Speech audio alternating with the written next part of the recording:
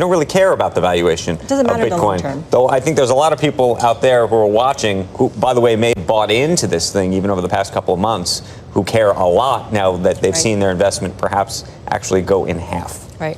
Well, I think it comes down to what are people's motivations for getting into the space, and if they're there as investors or if they're there as protocol developers, and where their stakes are invested, right? For me personally, I've been always focused on what these technologies can do in terms of greater change in the world. You'll see that things that I've worked on have a lot to do with healthcare and data and financial services, financial inclusion. There is a large rush of people, and a lot of attention is going into trading, exchanges, and this giant sucking sound of all the money going into that. But dare I sector. say, you don't have to care about the price because you were in so early that I assume you are doing just fine. More than fine. I'm rich at heart, which is less important than the size of my bank account, but I've always thought that the protocol use cases will always far surpass whatever the financial values are for it, because what is important is seeing, like, how can we actually unlock financial friction in our infrastructure so that people who are presently financially excluded. So let me ask you a question.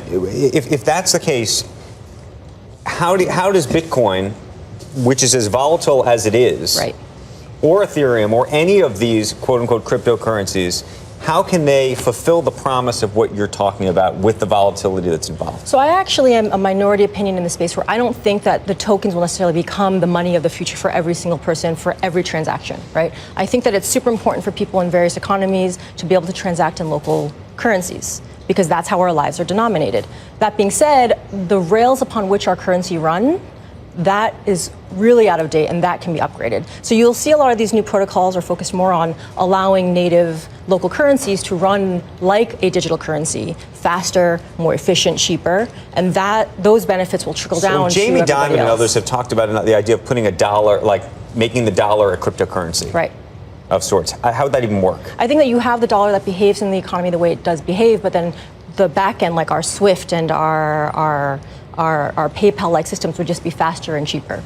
But does that mean that you need an Ethereum? Do all these other cryptocurrencies then disappear? They all have their individual use cases, right? Like, they all have a specific... Okay, so give me a use case for Bitcoin then. For Bitcoin? Yeah. Well, I'll give you a use case for Bitcoin, I would say at present, most people do use it as a savings system, as an investment tool.